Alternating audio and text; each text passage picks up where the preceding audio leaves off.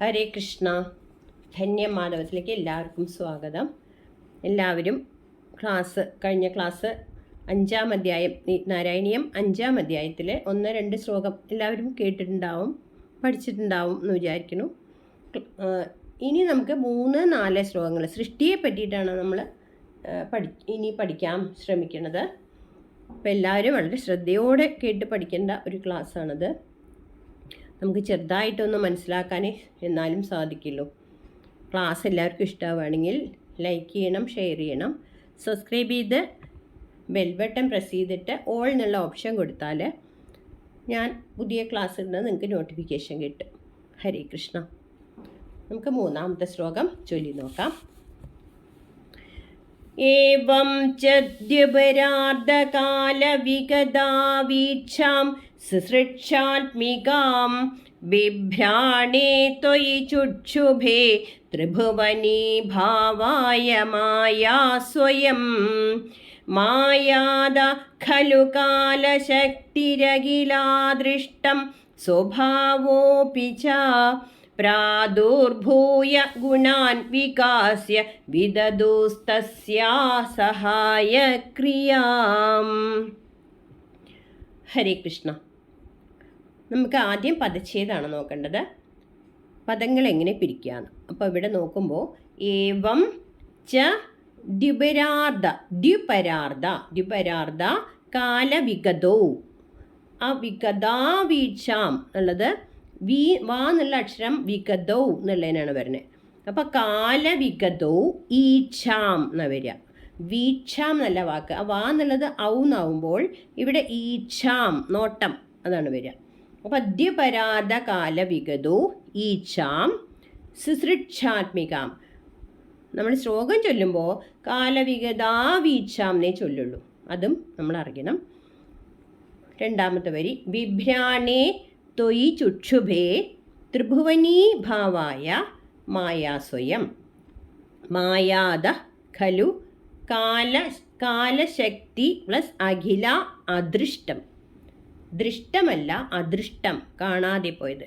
അപ്പം കാലശക്തിരഖിലാദൃഷ്ടം സ്വഭാവ അഭി ച. സ്വഭാവോഭി എന്നുള്ളത് സ്വഭാവ പ്ലസ് അഭി ച പ്രാദുഹു ഭൂയ ഗുണാൻ വികാസ്യ വിദദുഹു തസ്യാഹ സഹായക്രിയാം. അപ്പോൾ വിദദുസ്തസ്യ സാ ചേർത്തി വായിക്കും. ഇത്രയും പദങ്ങൾ വരുന്നുണ്ട്. നമുക്ക് അന്വയപ്രകാരം അർത്ഥം നോക്കുമ്പോൾ ഏവം പറഞ്ഞാൽ ഇപ്രകാരം ദ്വിപരാർദ്ധകാല വിഗതോ 2 പരാർദ്ധകാലം കഴിയുമ്പോൾ എന്നാണ്. അത് കാലത്തിൻ്റെ കണക്കാണ്, അത് നമുക്ക് പറയാം. ഇപ്രകാരം 2 പരാർദ്ധകാലം കഴിയുമ്പോൾ പറഞ്ഞാൽ എപ്രകാരം നമ്മൾ അറിയണം. കഴിഞ്ഞ ശ്ലോകത്തിൽ പ്രളയം വന്ന് എല്ലാം ഇല്ലാതായി. സൂക്ഷ്മമായും സ്ഥൂലമായതുമായ എല്ലാ വസ്തുക്കളും അചരങ്ങളും ചരാചരങ്ങളും എല്ലാം ഭഗവാനിൽ ലയിച്ചു എന്ന് പഠിച്ചു. പക്ഷെ അതൊന്നും ഇല്ലാതായി എന്ന് പറയുന്നില്ല. അത് സൂക്ഷ്മ രൂപത്തിൽ ഭഗവാനിൽ ലയിച്ചിരിക്കണു എന്നേ പറയുന്നു. അതും നമ്മൾ പഠിച്ചു. അപ്പം ഇങ്ങനെ ഇപ്രകാരം ഒരേ സൂക്ഷ്മാവസ്ഥയിൽ ഇരുന്നിട്ട് 2 ദ്വിപരാർദ്ധം കാലവിഗതം 2 പരാർദ്ധകാലം കഴിയുമ്പോൾ ഈ സൂക്ഷ്മമായി ഇരുന്ന വസ്തുക്കളെല്ലാം ത്വയി നിന്തിരുവടി ശുശ്രൂഷാത്മികം സൃഷ്ടിക്കാനുള്ള ഇച്ഛരൂപം എടുക്കുകയാണ് ഭഗവാന്. ആ സൃഷ്ടിക്കാനുള്ള ഇച്ഛരൂപമായുള്ള ഈക്ഷാം ആ നോട്ടത്തെ ബിഭ്രാണി വഹിക്കുന്നവനായി. അതെല്ലാം പ്രളയം വെള്ളം മാത്രം കഴിയുമ്പോൾ ഭഗവാന് സൃഷ്ടിക്കാനുള്ള ഇച്ഛ തോന്നുകയാണ്. അപ്പോൾ ആ ഒരു നോട്ടം ഭഗവാൻ വഹിക്കുമ്പോൾ അല്ലെങ്കിൽ ഭഗവാന്റെ ഒരു നോട്ടം ഉണ്ടാകുമ്പോൾ ആ മായ പറഞ്ഞാൽ എന്താണ്? പ്രകൃതിയാണ്. ആ പ്രകൃതി രൂപമായ മായാശക്തി സ്വയം തന്നെ ത്രിഭുവനീ ഭാവായ ഈ മായയാണ് ത്രിഭുവനങ്ങളായിട്ട് ഭവിക്കുന്നത്. ഈ മായ 3 ത്രിഭുവനം പറഞ്ഞാൽ 3 ലോകം. പക്ഷെ ഇവിടെ ഉദ്ദേശിക്കുന്നത് 14 ലോകങ്ങളാണ്. അങ്ങനെ ത്രിഭുവനമായിട്ട് ഭവിക്കുന്നതിന് ചുക്ഷുഭേ ശോഭിച്ചു. അങ്ങനെ ഒരു ശോഭ, ഭയങ്കര ഒരു പൊട്ടിത്തെറി ഉണ്ടാവുകയാണ്, ശോഭിക്കുകയാണ്. അങ്ങനെ ആ മായ ശോഭിച്ചിട്ടാണ് എന്തുണ്ടാവണത്? മായാദാഖലു, ആ മായയിൽ നിന്നാണ് കാലശക്തിയും അഖിലാദൃഷ്ടം പറഞ്ഞാൽ എല്ലാ കാണാതെ പോയ വസ്തുക്കൾ, സൂക്ഷ്മമായി ഭവിച്ച അദൃഷ്ടമായ എല്ലാ വസ്തുക്കളും എങ്ങനെ വരുന്നു? സ്വഭാവ അഭിജ, അതാതിൻ്റെ സ്വഭാവം. ഏത് സ്വഭാവത്തിലാണോ നമ്മൾ സൂക്ഷ്മരൂപത്തിൽ ഓരോ ജീവികളും വസ്തുക്കളും പോയിരിക്കുന്നത്, അതാതിൻ്റെ സ്വഭാവം എടുത്തിട്ട് പ്രാദുർഭൂയ, വീണ്ടും ആവിർഭവിക്കുന്നു പ്രപഞ്ചത്തിൽ. എന്നിട്ട് അതിൻ്റെ ആ ഗുണങ്ങളെ വികസിപ്പിക്കൂ. അതുണ്ടായതിൻ്റെയൊക്കെ ഗുണങ്ങളെ വികസിപ്പിച്ചിട്ട് തസ്യ, ആ മായയ്ക്ക് സഹായക്രിയയെ ചെയ്യുന്നു. ഈ സൃഷ്ടിച്ച് ഈ വസ്തുക്കൾ 2 പരാർത്ഥ കാലം കഴിഞ്ഞിട്ട് ഭഗവാൻ സൃഷ്ടിക്കാനുള്ള ഈ നോട്ടം വഹിക്കുകയാണ് അല്ലെങ്കിൽ ഭവിക്കുകയാണ് ഭഗവാന്റെ. അപ്പോൾ പ്രകൃതി രൂപമായ മായാശക്തി തനിയെ ശോഭിച്ചിട്ട് ത്രിഭുവനമായി ഭവിക്കുന്നു. ആ മായയിൽ നിന്നാണ് കാലശക്തിയും എല്ലാ കാണാതായ വസ്തുക്കളും അതാതിൻ്റെ സ്വഭാവങ്ങളോടുകൂടി പ്രപഞ്ചത്തിൽ ആവിർഭവിക്കുന്നത് എന്ന്. ഇവിടെ മനുഷ്യരുടെ കാലമില്ലാതായി എന്ന് പറയുന്നുണ്ട്, കാലമൊന്നും ഇല്ല എന്ന് പറയുന്നുണ്ട്. പക്ഷെ കാലവും ഇല്ലാതാവുന്നില്ല, അതും സൂക്ഷ്മരൂപത്തിൽ ഇരിക്കുകയാണ് കാലം. ഈ കാലഗണന ഇവിടെ പറയുന്ന പരാർത്ഥം എന്ന് വീണ്ടും ഇവിടെ പറയുന്നുണ്ട്. എന്താണ് പരാർത്ഥം? മനുഷ്യരുടെ 1 വർഷമാണ് ദേവകൾക്ക് 1 ദിവസം. നമ്മുടെ കാലഗണന നോക്കുകയാണെങ്കിൽ എങ്ങനെയാണെന്നാണ്, മനുഷ്യരുടെ 1 വർഷം ദേവന്മാരുടെ 1 ദിവസം ആവണുള്ളൂ. അങ്ങനെയുള്ള 360 വർഷം, മനുഷ്യൻ്റെ വർഷങ്ങൾ 360 കൊല്ലം മനുഷ്യർക്കായാൽ ദേവന്മാർക്ക് 1 വർഷമേ ആവണുള്ളൂ. നമ്മുടെ 360 വർഷം ദേവന്മാർക്ക് 1 വർഷം. അപ്പം അങ്ങനെ നോക്കുമ്പോൾ 4800 ദേവവർഷമാണ്. നമുക്ക് 4 യുഗങ്ങളാണ്: കൃതയുഗം, ത്രേതായുഗം, ദ്വാപരയുഗം, കലിയുഗം. അപ്പോൾ ആദ്യത്തെ യുഗം എന്താണ്? കൃതയുഗം. ഈ കൃതയുഗം എത്ര കാലമാണ്? 4800 ദേവവർഷമാണ്. ദേവവർഷം പറഞ്ഞാൽ അറിയില്ലേ, നമ്മുടെ 360 വർഷമാണ് ദേവന്മാർക്ക് 1 വർഷം. അങ്ങനെയുള്ള 360 വർഷം 1 വർഷമായുള്ള 4800 ദേവവർഷമാണ് ഒരു കൃതയുഗം. അതിൽ നിന്ന് 12 ദേവവർഷം കഴിഞ്ഞാൽ 3600 ദേവവർഷം ത്രേതായുഗം. അതിൽ നിന്ന് 12 കുറഞ്ഞ് 2400 ദേവവർഷം ദ്വാപരയുഗം. അതിൽ നിന്ന് 12 കുറഞ്ഞ് 1200 ദേവവർഷം കലിയുഗം. നമ്മളിപ്പോൾ ഇരിക്കുന്ന കലിയുഗം 1200 ദേവവർഷം കഴിയണം. ഇപ്പം 5000 കൊല്ലം മറ്റേ മനുഷ്യൻ്റെ കൊല്ലമായിട്ടുള്ളൂ. ഇങ്ങനെ 12000 ദേവവർഷം ആണ് ഒരു ചതുര്യുഗമാവുന്നത്. ഒരു ചതുര്യുഗം അത് എത്രയാണ്? മനുഷ്യൻ്റെ വർഷം 43,20,000 മനുഷ്യൻ്റെ കൊല്ലമാണ് ഈ 12000 ദേവവർഷം ഒരു ചതുര്യുഗം. ഇങ്ങനെയുള്ള ദേവയുഗം, ഇങ്ങനെയുള്ള ഈ 2000 ചതുര്യുഗം ബ്രഹ്മാവിൻ്റെ 1 ദിവസമാണ് അത്ര. അപ്പോൾ എത്ര വലിയ നീണ്ട ദിവസമാണ് ബ്രഹ്മാവിന്. അതിൽ ആ ദിവസം മുഴുവനും പകൽ മുഴുവൻ സൃഷ്ടിയാണ്. 2000 ചതുര്യുഗം ദേവവർഷത്തിൻ്റെ കണക്ക്. അങ്ങനെയുള്ള 360 വർഷമാണ് ബ്രഹ്മാവിൻ്റെ വർഷം. ഇത്തരത്തിലുള്ള 50 വർഷം, 360 ദിവസം ചേർന്ന് ബ്രഹ്മാവിൻ്റെ 1 വർഷമായിട്ടുള്ളത്. അത്തരത്തിലുള്ള 50 വർഷമാണ് ബ്രഹ്മാവിൻ്റെ ഒരു പരാർത്ഥം.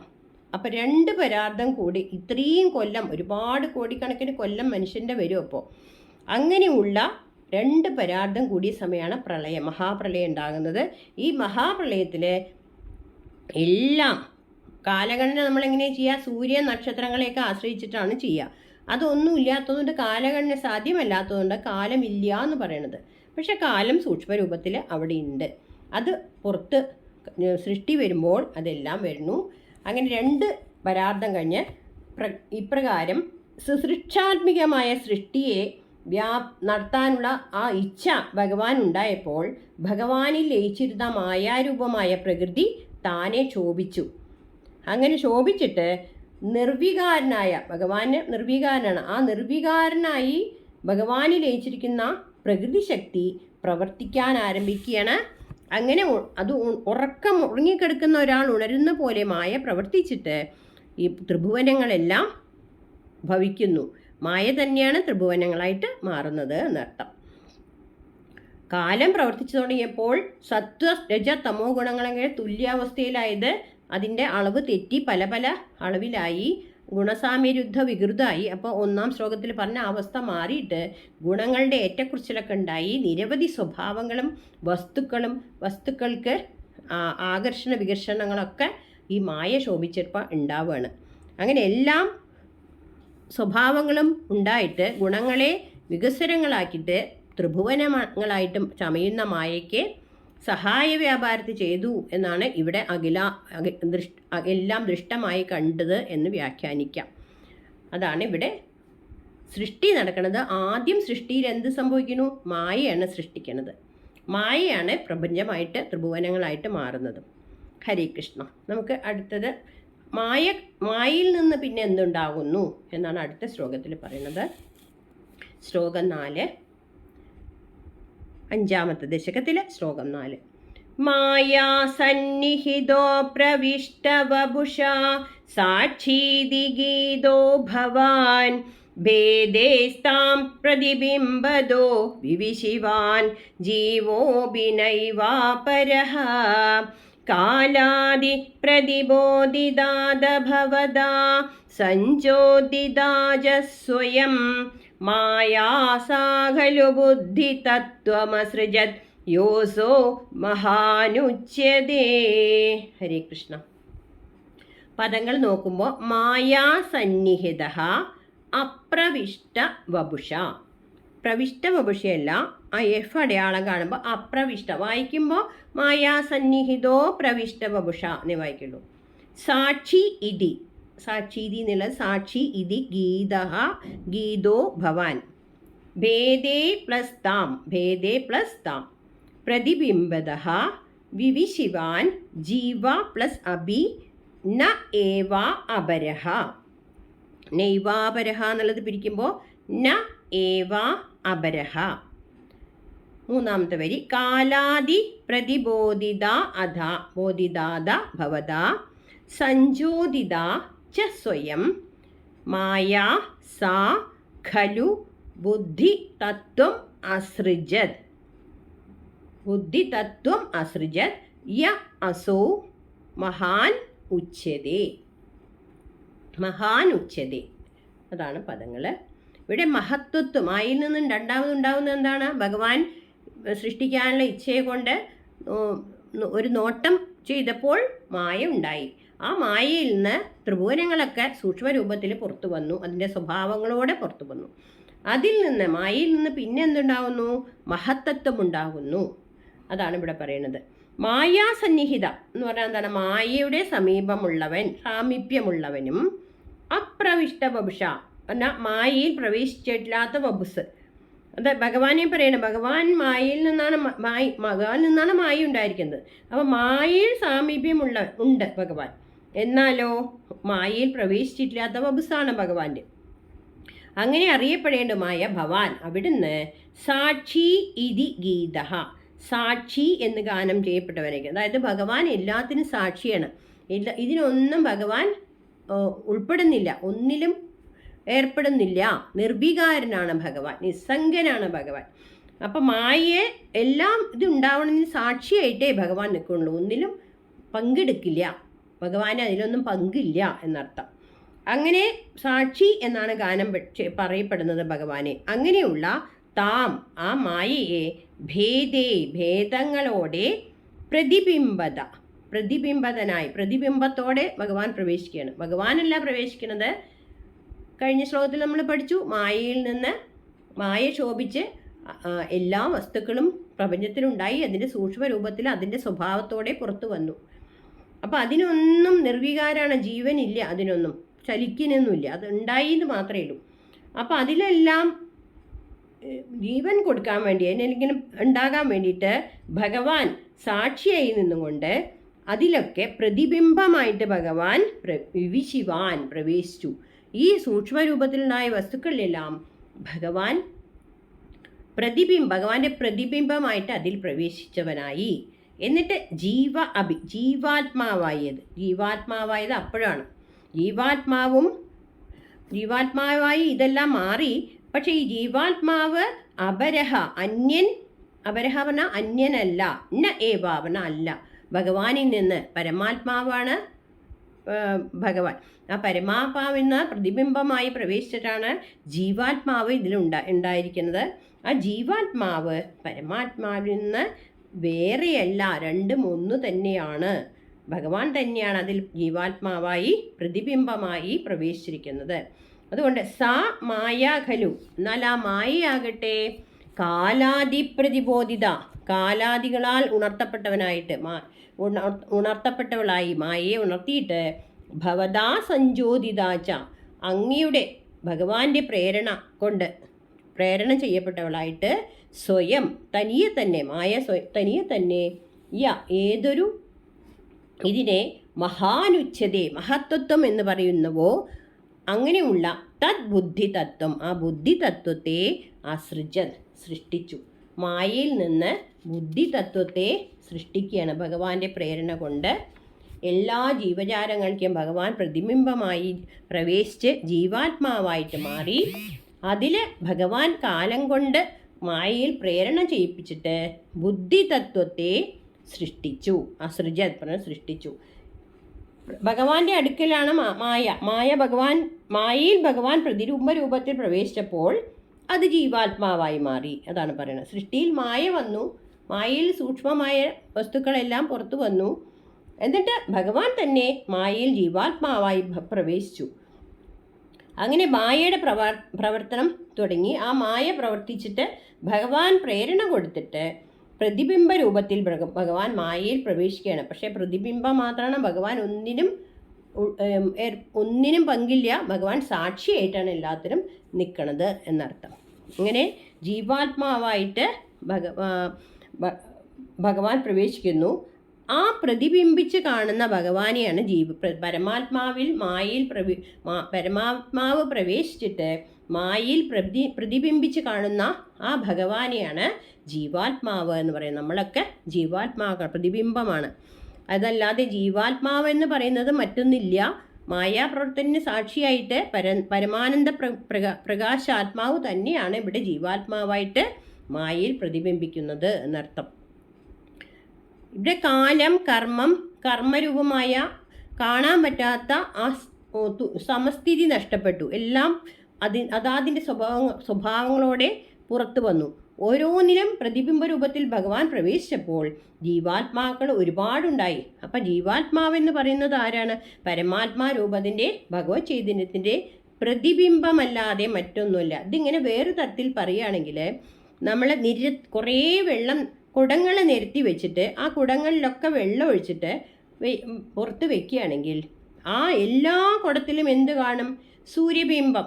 ആകാശത്തിലെ സൂര്യനോ അല്ലെങ്കിൽ ചന്ദ്രനോ എന്താണെങ്കിൽ എല്ലാം ഒരുപാട് ചന്ദ്രനെയും ഒരുപാട് സൂര്യനെയും എങ്ങനെ കാണുന്നു, അതുപോലെയാണ് ഈ പരമാത്മാവ് മായയിൽ പ്രതിബിംബമായി പ്രവേശിച്ചിട്ട് ഈ പ്രപഞ്ചത്തിൽ കാണുന്ന വിവിധ വസ്തുക്കൾ, ജീവജാലങ്ങൾ, ചെടികൾ, നമ്മൾ മനുഷ്യരെ, മൃഗങ്ങളെ, പക്ഷികളെ എല്ലാം ഒരുപാടായിട്ട് കാണുന്നത് എന്താണ്? ഭഗവാൻ പ്രതിബിംബിച്ച് കാണുന്നതാണ്. കുടത്തിൽ എങ്ങനെയോ സൂര്യനെ കാണുന്നത്, അല്ലെങ്കിൽ വെള്ളത്തിൽ എങ്ങനെയാണോ സൂര്യനെ കാണുന്നത്, അതുപോലെ ഭഗവാന്റെ ആ പ്രതിബിംബം ഈ പ്രപഞ്ചം മുഴുവൻ പല രൂപത്തിൽ കാണുകയാണ് എന്നാണ് നമ്മൾ ഇതെന്ന് മനസ്സിലാക്കേണ്ടത്. ഒരു കുടം എടുത്തു മാറ്റിയോ ഉടഞ്ഞോ പോയാൽ ചെയ്താൽ അതിനുള്ളിലെ പ്രകാശം ഇല്ലാണ്ടാവും അല്ലേ? ഒരു കുടത്തിലത്തെ വെള്ളം കുടം പൊട്ടിപ്പോയാൽ പിന്നെ പ്രതിബിംബം നമുക്ക് കാണില്ല. അതുപോലെയാണ് കുടത്തിലെ ജലം നിറമുള്ളതാണെങ്കിൽ പ്രതിബിംബത്തിനും വർണ്ണഭംഗി ഉണ്ടാവും. അതുപോലെയാണ് ജീവികളിൽ പ്രതിബിംബത്തിൻ്റെ ആവേശിക്കുന്ന ഭഗവത് ചൈതന്യം ജീവാത്മരൂപം ധരിക്കുന്നത് എന്നാണ് നമ്മൾ മനസ്സിലാക്കേണ്ടത്. ഇപ്പോൾ മായയിൽ നിന്ന് ആദ്യം ഉണ്ടാകുന്നത് എന്താണ്? മഹത്തത്വമാണ്. അപ്പോൾ രണ്ടെണ്ണം സൃഷ്ടിച്ചു, മായ, മഹത്തത്വം. കാലത്തിൻ്റെ പ്രേരണ കൊണ്ടാണ് മായയിൽ മഹത്തത്വം ഉണ്ടായത് എന്ന് ഭാഗവത പ്രകാരം പറയുന്നുണ്ട്. സൃഷ്ടിയുടെ ആദ്യ രൂപമാണ് മഹത്തത്വം. ത്രിഗുണാത്മകമാണ് മഹത്വത്വം. 3 ഗുണങ്ങളുണ്ട്. സത്വഗുണം ആണ് പ്രധാനം. അതാണ് ഈ സത്വഗുണ പ്രധാനവും പ്രകാശവത്വം സർവ്വജീവികളുടെ രൂപങ്ങളും ഉൾക്കൊള്ളുന്നതാണ്. അതുകൊണ്ടാണ് അതിനെ വളരെ ബൃഹത്തായിട്ട് സങ്കല്പിക്കുന്നത്. അതുകൊണ്ടാണ് മഹാനുച്ഛതേ എന്നിവിടെ പറയുന്നത്. അപ്പോൾ ആദ്യം സൃഷ്ടിയുടെ ആദ്യ രൂപമാണ് മായ. കഴിഞ്ഞാൽ മായയിൽ നിന്നുണ്ടാവുന്ന ആ മഹത്തത്വം എല്ലാത്തിൻ്റെയും സൃഷ്ടിയുടെ ഉൾക്കൊള്ളുന്നതാണ് ഈ മഹത്തത്വം. അതുകൊണ്ട് അതിനെ മഹാൻ എന്നുള്ള പേരിൽ അറിയപ്പെടുന്നു എന്ന് സാരം. ഹരേ കൃഷ്ണ. നാരായണ. ഹരേ കൃഷ്ണ. നമ്മൾ 5ാം ദശകം ശ്രീമദ് നാരായണീയത്തിൽ 5ാം ദശകം വിരാട് പുരുഷോൽപത്തി അതാണ് പഠിക്കുന്നത്. അതിൽ 4 ശ്ലോകങ്ങൾ പഠിച്ചു. നമ്മൾ 5ാമത്തെയും 6ാമത്തെയും ഇന്ന് പഠിക്കാം. ക്ലാസ് എല്ലാവരും ശ്രദ്ധിച്ചിട്ടുണ്ടാവും എന്ന് വിചാരിക്കുന്നു.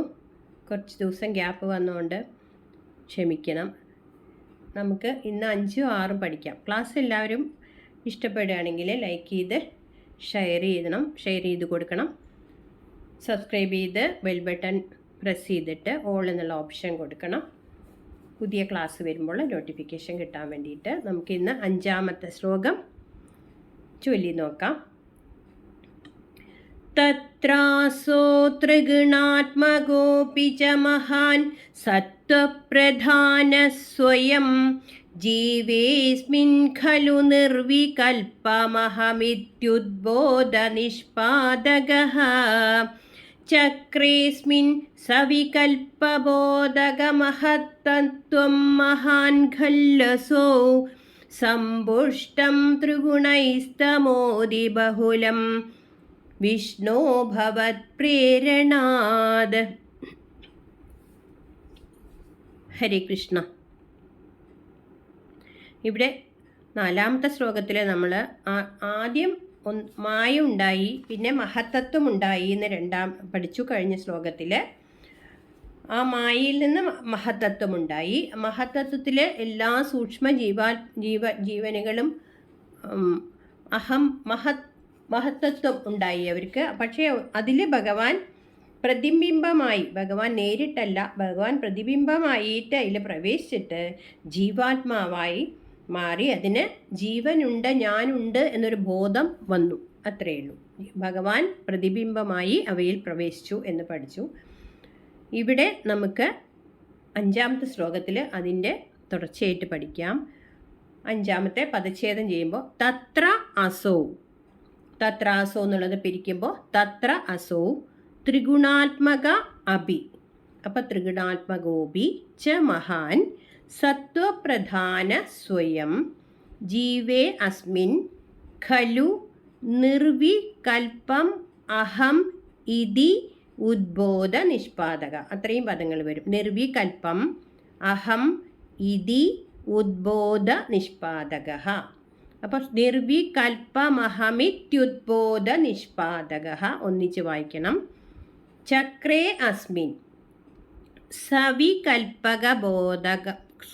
സവികൽപബോധകം അഹം തത്വം മഹാൻ ഖല്ലസു. അപ്പം സവികൽപബോധക മഹത്തത്വം മഹാൻ ഖല്ലസു. ഖലു അസോ, ഖല്ലസോ എന്ന് വരുമ്പോൾ സമ്പുഷ്ടം ത്രിഗുണൈ തമോ അതിബഹുലം. ത്രിഗുണൈ തമോ അതിബഹുലം വിഷ്ണു ഭവത് പ്രേരണാത്.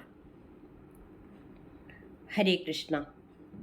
നമുക്ക് അന്വയപ്രകാരം അർത്ഥം നോക്കുമ്പോൾ ഹേ വിഷ്ണു, ഭഗവാനെ ഇവിടെ ഹേ വിഷ്ണു എന്ന് വിളിച്ചിട്ടാണ് പറയണത്. അങ്ങയുടെ പ്രേരണ കൊണ്ട് ഭവത് പ്രേരണാത്. അവസാനത്തെ വരിയിൽ 4ാമത്തെ വരിയിൽ കാണാം ഭവത് പ്രേരണാത്. അങ്ങയുടെ പ്രേരണ, എല്ലാം ഭഗവാന്റെ പ്രേരണ കൊണ്ട് തന്നെ സംഭവിക്കുന്നുള്ളൂ. അതുകൊണ്ട് ഭഗവാന്റെ പ്രേരണ കൊണ്ട് തത്ര അവിടെ, അതിൽ ആ മായാകാര്യത്തിൽ, ആ മായയുടെ കാര്യത്തിൽ അസോ മഹാൻ, ഈ മഹത്തത്വം കഴിഞ്ഞ ശ്ലോകത്തിൽ പഠിച്ചു മഹത്തത്വം ഉണ്ടായി എന്ന്. അപ്പോൾ ഭഗവാന്റെ പ്രേരണ കൊണ്ട് ഈ മായയിൽ ഈ മഹത്തത്വം ത്രിഗുണാത്മക അഭി, ത്രിഗുണാത്മകമാണ്. 3 ഗുണങ്ങളുണ്ട്. സത്വഗുണം, തമോ ഗുണം, സത്വഗുണം, രജോ ഗുണം, തമോ ഗുണം, 3 ഗുണങ്ങളും അതിലുണ്ടെങ്കിലും അത് സത്വഗുണപ്രധാനമായിട്ടാണ് ഈ അസ്മിൻ ഈ ജീവനിൽ ഭഗവത് പ്രതിബിംബമായിട്ട് എല്ലാത്തിലും ഭഗവാൻ പ്രതിബിംബിച്ചില്ലേ, അവയിലെല്ലാം സത്വഗുണപ്രധാനമാണ് കൂടുതൽ, സത്വഗുണമാണ് കൂടുതൽ ഈ ജീവാത്മാവിൽ. ഭഗവാൻ പ്രതിബിംബമായി വന്ന ഈ ജീവാത്മാവിൽ അപ്പോൾ എല്ലാത്തിലും കൂടുതൽ സത്വഗുണമായിരുന്നു. മറ്റു ഗുണങ്ങൾ ഉണ്ടെങ്കിലും ഇതാണ് കൂടുതൽ മുന്നിട്ട് നിന്നുണ്ടായിരുന്നത്.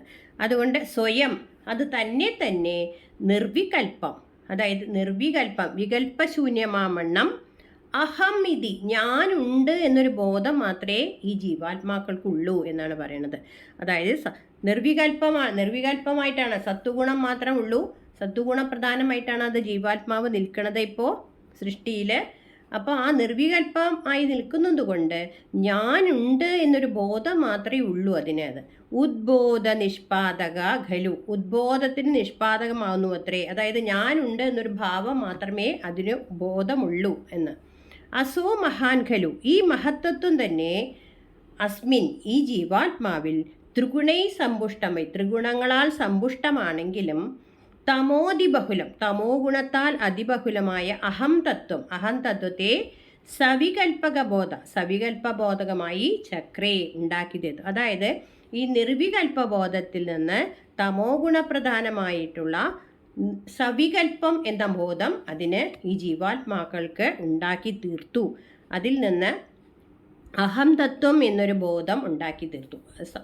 മഹത്തത്വത്തിൽ നിന്ന് അത് പിന്നീട് നിർവികൽപ്പത്തിൽ നിന്ന് സവികൽപ്പത്തിലേക്ക് ആക്കിയിട്ട് അത് വർദ്ധിച്ചിട്ട് അഹം തത്വം എന്ന ബോധം ഈ ജീവാത്മാക്കളിൽ ഉണ്ടാക്കി. ജീവാത്മാവ് മാത്രമേ വന്നിട്ടുള്ളൂ, ഒന്നിന് രൂപമൊന്നും വന്നിട്ടില്ല. അപ്പോൾ ഈ ജീവാത്മാക്കൾക്ക് അഹം തത്വം എന്നൊരു ബോധം അവിടെ ഉണ്ടാക്കി തീർത്തു എന്നാണ് പറയുന്നത്. അതായത് മായയിൽ നിന്ന് ആദ്യമായിട്ട് മഹത്തത്വം ഉണ്ടായി എന്ന് കഴിഞ്ഞ ശ്ലോകത്തിൽ പഠിച്ചു. ഈ മഹത്തത്വം സത്വരജോ തമോ ഗുണങ്ങൾ ഉണ്ടെങ്കിലും അതിന് സത്വഗുണമാണ് കൂടുതൽ. രൂപം കൈക്കൊള്ളാൻ വേണ്ടി മറ്റു ഗുണങ്ങളെ ആശ്രയിച്ചു എന്നേ ഉള്ളൂ, സത്വഗുണമാണ് കൂടുതൽ. അങ്ങനെ ഈ സത്വഗുണ പ്രധാനമായിട്ടുള്ള ഈ ജീവാത്മാവിന് അത് അറിയുന്നുണ്ടെന്നൊരു ഭാവം ഉണ്ടാവണം. ജ്ഞാനം ഉണ്ടാകണമെങ്കിൽ എന്താണ്? അറിയുന്നവന് ഞാൻ എന്ന ഭാവം ഉണ്ടാവണം. ഭഗവാന്റെ പ്രേരണ കൊണ്ട് ജീവാത്മാവിൽ നിർവികൽപ്പമായ അഹം എന്ന ബോധം മാത്രമേ ഉള്ളൂ. അതായത് ഞാനുണ്ട് എന്ന് മാത്രമേ അതിന് മനസ്സിലാവുള്ളൂ. ഞാൻ ആരാണെന്ന് അതിനെ അറിയുന്നില്ല, അതിനറിയാൻ പറ്റുന്നില്ല ഞാൻ ആരാണ്. അതായത് ഭഗവാന്റെ പ്രേരണ കൊണ്ട് ജീവാത്മാവിൽ നിർവികൽപ്പമായ അഹം എന്ന ബോധം മാത്രമേ ഉള്ളൂ. ഇതിൽ നിർവികൽപ്പം എന്ന പദം ശ്രദ്ധിക്കണം. ഞാൻ എന്ന ബോധമുണ്ട്, പക്ഷെ ഞാൻ ദേവനാണ്, ഞാൻ മനുഷ്യനാണ്, ഞാൻ മൃഗമാണ്, ഞാൻ വൃക്ഷമാണ് എന്നുള്ള ബോധം ആ ജീവാത്മാവിനില്ല. അപ്പം അത് ഉണ്ടാവാൻ വേണ്ടിയിട്ട് എന്ത് ചെയ്തു? ഭഗവാന്റെ ഈ ത്രിഗുണങ്ങളാൽ സമ്പുഷ്ടമായ മഹത്തത്വത്തിൽ നിന്ന് ഭഗവാന്റെ പ്രേരണ മൂലം തമോ ഗുണ പ്രാധാന്യം സംഭവിക്കുകയാണ്. അപ്പോൾ എന്തുണ്ടായി? അഹം തത്വം ഉണ്ടായി. അഹം തത്വം ഉണ്ടായ എന്താണ്? ഞാൻ എന്ന ഭാവം ഒന്നുകൂടി വർദ്ധിച്ചു. നിർവികൽപ്പമായ അഹംതത്വത്തിൽ നിന്ന് ഞാൻ എന്ന ഭാവമുണ്ട്, പക്ഷെ ഞാൻ എന്ന സങ്കല്പവും രൂപവും ഒക്കെ അവ്യക്തമാണ്. പ്രതിബിംബത്തെ അറിയുന്നു, ബിംബത്തിൽ നിന്ന് ഭിന്നമാണെന്ന് മാത്രം. അതായത് ഭഗവാനിൽ നിന്ന് ഭിന്നം, ബ്രഹ്മത്വത്തിൽ നിന്ന് ഭിന്നമാണ്, ഞാൻ വേറെയാണെന്നുള്ള ബോധമേ അതിനുള്ളൂ, ഞാൻ ആരാണെന്ന് അറിയില്ല. ഇവിടെ തമോ ഗുണം വർദ്ധിച്ചിട്ട് അഹംതത്വം സൃഷ്ടിച്ചപ്പോൾ സവികൽപ്പമായ അഹംതത്വത്തിൽ നിന്ന് ഞാൻ എന്ന ബോധം ഉണ്ടായി. അപ്പം ഞാൻ, എൻ്റെ വർഗം, വ്യക്തിയുടെ സവിശേഷതകൾ, ഇതൊക്കെ അതിൽ ബന്ധപ്പെട്ടിരിക്കുന്നു. അപ്പോൾ എണ്ണിപ്പറയാനാവാത്ത വൈവിധ്യത്തോടെ ദേവന്മാരായിട്ടും അസുരന്മാരായിട്ടും യക്ഷഗന്ധർവാദികളായിട്ടും മൃഗങ്ങളും സസ്യങ്ങളും മനുഷ്യരിൽ നിന്നും ദേശകാല പ്രേരണയും പണ്ഡിതൻ, പാമരൻ, ധനികൻ, ദരിദ്രൻ എന്നുള്ള വ്യത്യാസമൊക്കെയുള്ള അധർമ്മ ചിന്തകളൊക്കെ ഈ അഹംതത്വം എന്നുള്ള അഹങ്കാരം, അത് അഹംബുദ്ധിയിൽ നിന്ന് ഇങ്ങനെയാണ് ഉണ്ടായത്. അതിനാണ് അഹംതത്വം സൃഷ്ടിച്ചത്. അപ്പം ഞാൻ ആരാണെന്നുള്ള ബോധം, ഞാൻ മനുഷ്യനാണ്, ഞാൻ മൃഗമാണ്, ഞാൻ വ്യത്യാസങ്ങൾ അതിന് മനസ്സിലാവണമെങ്കിൽ ഈ അഹംതത്വം സൃഷ്ടിച്ചു എന്നർത്ഥം. ഹരേ കൃഷ്ണ. നമുക്കിനി 6ാമത്തെ ശ്ലോകം ചൊല്ലി നോക്കാം. അപ്പോൾ ഭഗവാൻ ഇതിന് പ്രേരകനാകുന്നുള്ളൂ, പ്രവർത്തകനല്ല. ഇതെല്ലാം ഭഗവാന്റെ പ്രേരണ കൊണ്ട് സൃഷ്ടിയിൽ ഓരോന്ന് സംഭവിച്ച് മെല്ലെ മെല്ലെ വരികയാണ്. അത് ഭഗവാൻ പ്രേരിപ്പിക്കുന്നേ ഉള്ളൂ, പ്രവർത്തിക്കുന്നില്ല. സവികൽപ്പമായ അഹംതത്വത്തിൽ നിന്ന് അതിൻ്റെ അടുത്തത് എന്താണ്? സവികൽപ്പമായിട്ടുള്ള അഹംതത്വം നമ്മളിപ്പോൾ സൃഷ്ടിച്ചത് കണ്ടു. അതിൽ ഞാൻ ആരാണെന്ന് മനസ്സിലാവാൻ ആ ജീവാത്മാവിന് അറിഞ്ഞു എന്ന് മനസ്സിലായി. ഇനി അത് വർദ്ധിച്ചിട്ട് എന്തായി മാറുന്നു എന്നുള്ളതാണ് 6ാമത്തെ ശ്ലോകത്തിൽ. നമുക്ക് 6ാമത്തെ ശ്ലോകം ചൊല്ലി നോക്കാം. സോഹം ചത്രിഗുണക്രമാൻ ത്രിവിധതാം ആസാദ്യ വൈകാരികോ ഭൂയസ്തൈജസതാമസാ വിധി ഭവാൻ ആദ്യേന സത്വാത്മനാ ദേവാനിന്ദ്രിയമാനിനോ ഹൃദദിശാവാദാർക്കപാശ്യശ്യുനോ വന്യീന്ദ്രാച്യുതമിത്രകാൻ വിധുവിധി ശ്രീരുദ്രശാരീരകാൻ. ഹരേ കൃഷ്ണ. അഹംതത്വം വർദ്ധിച്ചിട്ട് പിന്നെ എന്തൊക്കെയാണ് സൃഷ്ടി നടക്കുന്നത് എന്നാണ് പറയണത്. നമുക്ക് ആദ്യം പദച്ഛേദം നോക്കാം. സോഹം എന്നുള്ളതിന് സ അഹം, അതാണ് സോഹം. സ അഹം ച ത്രിഗുണക്രമാത് ത്രിവിധതാം ആസാദ്യ, ത്രിവിധതാം ആസാദ്യ വൈകാരികഃ ഭൂയഃ തൈജസ താമസോ ഇതി. താമസാവിധി എന്നുള്ളത് താമസോ വിധി. അപ്പം തൈജസം താമസം. ഇതി ഭവാൻ ആദ്യേന സത്വാത്മന ദേവാൻ ഇന്ദ്രിയമാനിനഃ അകൃത. അപ്പം ദേവാൻ ഇന്ദ്രിയമാനിനോ ഘൃത ഒന്നിച്ച് വായിക്കണം. ദിശ വാദ അർക്ക പാശി അശ്വിനഃ. ദിശ വാദ അർക്ക പാശി അശ്വിന വന്നി ഇന്ദ്ര അച്യുത മിത്ര കാൻ. ഇതൊക്കെ സൃഷ്ടിയാണ് കേട്ടോ. ഇതൊക്കെ നമ്മൾ പറയുമ്പോൾ മനസ്സിലാവും. വന്നി ഇന്ദ്ര അച്യുത മിത്ര കാൻ. വിധു വിധി ശ്രീ രുദ്ര ശാരീരകാൻ. ഇത്രയും സൃഷ്ടികൾ. ശാരീരകാൻ, ശാരീരകാൻ പറഞ്ഞാൽ ശാരീരകൻ എന്നേ വരുന്നുള്ളൂ. നമുക്ക് അന്വയപ്രകാരം അർത്ഥം നോക്കാം. സ അഹം ച. സ അഹം ച പറഞ്ഞാൽ സ പറഞ്ഞ ആ, അഹം ച പറഞ്ഞ അഹം തത്വം. അതായത് കഴിഞ്ഞ ശ്ലോകത്തിൽ അഹം തത്വത്തെ സൃഷ്ടിച്ചതാണ് നമ്മൾ പഠിച്ചത്. ഈ അഹം തത്വം വീണ്ടും ഭവിക്കുന്നതായിട്ട്, അതായത് വർദ്ധിക്കുകയാണ്. അഹം തത്വം വീണ്ടും വർദ്ധിച്ചിട്ട് ഭഗവാന്റെ പ്രേരണ കൊണ്ട് അത് വർദ്ധിച്ചിട്ട് 3 ഗുണങ്ങളുടെ ക്രമം അനുസരിച്ചിട്ട് ത്രിഗുണക്രമാത്, ത്രിഗുണങ്ങളുടെ മുറയ്ക്ക് പിന്നെയും അതിനെ വികസിച്ചിട്ട് വൈകാരിക, സത്വഗുണത്തിൽ നിന്ന് വൈകാരികനും തേജസ താമസവും, രജോ ഗുണത്തിൽ നിന്ന് തേജസനും തമോ ഗുണത്തിൽ താമസൻ എന്ന 2 പേരും, ഇങ്ങനെ 3 പേര് 3 ഗുണങ്ങളെ സൃഷ്ടിക്കുകയാണ്. ഇങ്ങനെ ഇപ്രകാരം ത്രിവിധതാമാസാദ്യ 3 പ്രകാരഭേദങ്ങളെ പ്രാപിച്ചു. അതായത് തൈജസൻ, വൈകാരികൻ, തൈജസൻ, താമസൻ എന്ന് 3 പ്രകാരങ്ങളെ പ്രാപിച്ചു ഈ അഹം തത്വം. എന്നിട്ട് അതിനെ ആദ്യേന സത്വാത്മന, അതിലെ ആദിത്യമായ സത്വസ്വരൂപം കൊണ്ട്, അതായത് വൈകാരികനിൽ നിന്ന് എന്തൊക്കെയാണ് സൃഷ്ടിക്കുന്നത്? ദിശാവാദാർക്ക പാശിശ്വിന, ദിക്ക്, വായു, അർക്കൻ, പാശി പറഞ്ഞ വരുണദേവൻ, വരുണൻ, അശ്വിനി, അശ്വിനോ പറഞ്ഞ അശ്വിനി ദേവകൾ. ഇതൊക്കെ ദേവതാഗണങ്ങളെയാണ് പിന്നെ സൃഷ്ടിക്കുന്നത്. അഹം തത്വത്തിൽ നിന്ന് വൈകാരികൻ എന്ന ഗുണം സത്വഗുണത്തിൽ നിന്നുണ്ടായിട്ട് അത് വികസിച്ചിട്ട് ദിശാവാദാർക്ക പാശുശിന, ദിക്ക്, വായു, അർക്കൻ, പാശി പറഞ്ഞ വരുണൻ, അശ്വിനി ദേവകൾ, ഇവരെ സൃഷ്ടിച്ചു. അത് പിന്നെയും സൃഷ്ടിക്കുകയാണ്. വന്നി ഇന്ദ്ര അച്യുത മിത്ര കാൻ. വന്നി, ഇന്ദ്രൻ, അച്യുതൻ, മിത്രൻ, കാൻ പറഞ്ഞ പ്രജാപതി. ഇതൊക്കെ ദേവതകളാണ്, സൂക്ഷ്മ ദേവതകൾ. ഓരോന്നിൻ്റെയും ദേവതകളെ സൃഷ്ടിക്കുകയാണ്. അതും പോരാണ്ട് പിന്നെയും സൃഷ്ടിക്കുന്നുണ്ട് വിധി ശ്രീരുദ്ര ശാരികാൻ. വിധു പറഞ്ഞ ചന്ദ്രൻ, വിധി പറഞ്ഞ ബ്രഹ്മാവ്, ശ്രീരുദ്രൻ പറഞ്ഞ ശ്രീരുദ്രൻ തന്നെ ശിവൻ, ശാരീരികാൻ പറഞ്ഞ ക്ഷേത്രജ്ഞൻ. ഇങ്ങനെ ഇന്ദ്രിയമാനിന ദേവാൻ, ഇന്ദ്രിയാഭിമാനികളായ ദേവതകളെ അകൃത സൃഷ്ടിക്കുകയാണ് ഇവിടെ. അപ്പം നമ്മളിപ്പോൾ അഹം തത്വത്തിൽ നിന്ന് 3ാമത്തെ സൃഷ്ടിച്ചു. ആ അഹം തത്വത്തിൽ നിന്ന് വികസിച്ചിട്ട് ദേവതാഗണങ്ങളെയാണ് പിന്നെ സൃഷ്ടിക്കണത്. അതായത് അഹം തത്വം സത്വഗുണത്തിൽ നിന്ന് ഉണ്ടായ വൈകാരികം, രജോ ഗുണത്തിൽ നിന്നുണ്ടായ തൈജസം, തമോ ഗുണത്തിൽ നിന്നുണ്ടായ താമസം എന്നിങ്ങനെ 3ആയി പിരിഞ്ഞു. ഇങ്ങനെ പിരിഞ്ഞതിന്ന് ഗുണങ്ങളുടെ സമവായം കൊണ്ട് ശുദ്ധതത്വം, ശുദ്ധരജസ്, ശുദ്ധതമസ്, അതാണ് ഇവിടെ. എല്ലാം ശുദ്ധമാണ്. ഒന്നും സത്വഗുണപ്രധാനം, രജോ ഗുണപ്രധാനം, തമോ ഗുണപ്രധാനം എന്നാണ് ഇതിനെ പറയുക. അതിൽ നിന്ന് ഈ സാത്വികമായ വൈകാരികൻ എന്ന അഹങ്കാരമായ അതിൽ നിന്നാണ് ദിക്ക്, വായു, സൂര്യൻ, വരുണൻ, അശ്വിനി ദേവതകൾ എന്നിവ സൃഷ്ടിക്കുകയാണ്. ആ ദേവതകളെ ജ്ഞാനേന്ദ്രിയാഭിമാനികൾ എന്നാണ് പറയുക. ഈ ദേവതകളൊക്കെ ജീവികളിൽ ദിക്ക്, ശ്രോതം എന്ന ഇന്ദ്രിയത്തിൻ്റെ, ദിക്ക് എന്തിനാണ്? നമ്മുടെ കേൾവിയുടെ, ശ്രോതത്തിൻ്റെ ഇന്ദ്രിയത്തിൻ്റെ ദേവതയാണ് ദിക്ക്. വായു ത്വക്ക് എന്ന ഇന്ദ്രിയത്തിൻ്റെ ദേവതയാണ്. സൂര്യൻ നേത്രം എന്ന ഇന്ദ്രിയത്തിൻ്റെ ദേവതയാണ്. വരുണൻ ജിഹ്വ, നാവിൻ്റെ. അശ്വിനി ദേവകൾ നാസികാദ്വാരങ്ങളുടെയും അതിദേവതകളായി മാറി. അതായത് നമ്മുടെയൊക്കെ ഓരോ ത്വക്കിൻ്റെയും കേൾവിയുടെയും കണ്ണിൻ്റെയൊക്കെ ദേവതകളാണ് ഇപ്പോൾ ആദ്യം ഇവിടെ സൃഷ്ടിച്ചിരിക്കുന്നത്. ഇങ്ങനെ സൃഷ്ടിച്ചപ്പോൾ ശ്രവണം, സ്പർശനം, ദർശനം, രസം, ഘ്രാണം. ഇതൊക്കെ സംഭവങ്ങൾ ഉണ്ടായി ഈ പ്രപഞ്ചത്തിൽ എന്നർത്ഥം. പിന്നെ സൃഷ്ടിക്കേണ്ട വൈകാരികമെന്ന അഹങ്കാരത്തിൽ നിന്ന് പിന്നെ അഗ്നി, ഇന്ദ്രൻ, വിഷ്ണു, മിത്രൻ, പ്രജാപതി ഈ ദേവന്മാരുണ്ടായി. അവരൊക്കെ കർമ്മേന്ദ്രിയാഭിമാനികൾ. നമ്മുടെ കർമ്മേന്ദ്രിയങ്ങളുടെ ദേവതയാണ് അഗ്നി, ഇന്ദ്രൻ, വിഷ്ണു, മിത്രൻ, പ്രജാപതി.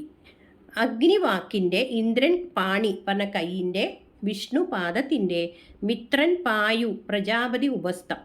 അപ്പം നമ്മൾക്ക് ഇതൊക്കെ സൃഷ്ടിച്ചപ്പോൾ കർമ്മേന്ദ്രിയങ്ങളുടെ എല്ലാം നടക്കുകയാണ്. സംഭാഷണം, ആദാനം, ഗമനം, വിസർജനം, ആനന്ദം. ഇതാണ് പായു പറഞ്ഞ പാദം ഉണ്ടെങ്കിൽ പാദം കൊണ്ട് നടക്കണം, പാണി കൊണ്ട് കർമ്മങ്ങളൊക്കെ ചെയ്യുന്നു, ഓരോ പ്രവൃത്തികൾ ചെയ്യുന്നു. അങ്ങനെ പ്രജാപതി ഉപസ്ഥത്തിൻ്റെ ദേവത പറഞ്ഞ ആനന്ദം, സ്ത്രീ പുരുഷ അതിൻ്റെ സംയോഗത്തിൻ്റെ, പായു പറഞ്ഞ വിസർജനം, ഇതിൻ്റെയൊക്കെ ദേവതകളായിട്ട് ഇവർ സൃഷ്ടിച്ചു. തുടർന്ന് വൈകാരികാഹങ്കാരത്തിൽ നിന്നാണ് ചന്ദ്രൻ, ബ്രഹ്മാവ്, രുദ്രൻ, ക്ഷേത്രജ്ഞൻ, വിധുവിധി, ശ്രീരുദ്ര, ശാരീരിക എന്ന് ഈ ശ്ലോകത്തിലുണ്ടല്ലോ. അതാണ് ചന്ദ്രൻ തുടങ്ങിയ ബ്രഹ്മാവ്, രുദ്രൻ, ക്ഷേത്രജ്ഞൻ തുടങ്ങിയ അന്ധക്കരണാഭിമാനികളായ ദേവന്മാരാണ്. അപ്പോൾ ഒന്ന് ഇന്ദ്രിയ അഭിമാനികൾ, മറ്റത് കർമ്മേന്ദ്രിയത്തിൻ്റെ, പിന്നെ മൂന്നാമത് അന്ധക്കരണാഭിമാനിയായ ദേവന്മാരെയാണ് സൃഷ്ടിക്കുന്നത്. ചന്ദ്രൻ മനസ്സിൻ്റെയും, ബ്രഹ്മാവ് ബുദ്ധിയുടെയും, രുദ്രൻ അഹങ്കാരത്തിൻ്റെയും, ക്ഷേത്രജ്ഞൻ ചിത്തത്തിൻ്റെയും അതിദേവതകളായി ഇവരെയൊക്കെ സൃഷ്ടിച്ചു. നമ്മൾ 6ാമത്തെ ശ്ലോകത്തിൽ അതാണ് പഠിക്കുന്നത്. അപ്പോൾ സങ്കല്പം, നിശ്ചയം, ശരീരാഭിമാനം, ധാരണ എന്ന അന്ധക്കരണം, നമ്മുടെ ഉള്ളിലുള്ള വ്യാപാരങ്ങളുടെ ദേവതമാരാണ് ചന്ദ്രൻ, ബ്രഹ്മാവ്, രുദ്രൻ, ക്ഷേത്രജ്ഞൻ. ഇത്രയുമാണ് നമ്മൾ 6ാമത്തെ ശ്ലോകത്തിൽ പഠിക്കുന്നത്. ഹരേ കൃഷ്ണ. നമുക്ക് ഈ 2 ശ്ലോകം ഒന്ന് ചൊല്ലിയിട്ട് അടുത്ത ക്ലാസ്സിൽ അതിൻ്റെ തുടർച്ച പഠിക്കാം. 7ഉം 8ഉം പഠിക്കാം. തത്രാസോ ത്രിഗുണാത്മകോപി ച മഹാൻ സത്വപ്രധാന സ്വയം ജീവേസ്മിൻ ഖലു നിർവികൽപമഹമിത്യുദ്ബോധ നിഷ്പാദകഃ ചക്രേസ്മിൻ സവികൽപബോധകമഹത്തത്വം മഹാൻ ഖല്ലസോ സമ്പുഷ്ടം ത്രിഗുണൈസ്തമോദി ബഹുലം വിഷ്ണോ ഭവത്പ്രേരണാത് സോഹം ച ത്രിഗുണക്രമാത്രിവിദധാമാസാദ്യ വൈകാരികോ ഭൂയസ്തൈജസതാമസാ വിധി ഭവാനാദ്യേന സത്വാത്മനാ ദേവാനിന്ദ്രിയമാനിനോ കൃതദിശാവാദാർക്കപാശ്യശ്വിനോ വന്നീന്ദ്രാച്യുതമിത്രകാൻ വിധുവിധി ശ്രീരുദ്രശാരീരകാൻ. ഹരേ കൃഷ്ണ. എല്ലാവരും ക്ലാസ് ശ്രദ്ധിച്ച് പഠിക്കണം. മനസ്സിലാക്കാൻ കുറച്ച് പ്രയാസമുള്ളതാണ് സൃഷ്ടിയുടെ കാര്യങ്ങൾ. എല്ലാവരും ശ്രദ്ധിച്ച് പഠിക്കുന്നു. എല്ലാവർക്കും ഗുരുവായൂരപ്പൻ്റെ അനുഗ്രഹം ഉണ്ടാവട്ടെ, പഠിക്കാൻ സാധിക്കട്ടെ എന്ന് പ്രാർത്ഥിച്ചുകൊണ്ട് നമുക്ക് ഇന്നത്തെ ക്ലാസ് ഇവിടെ അവസാനിപ്പിക്കാം. ഹരേ കൃഷ്ണ. നാരായണ.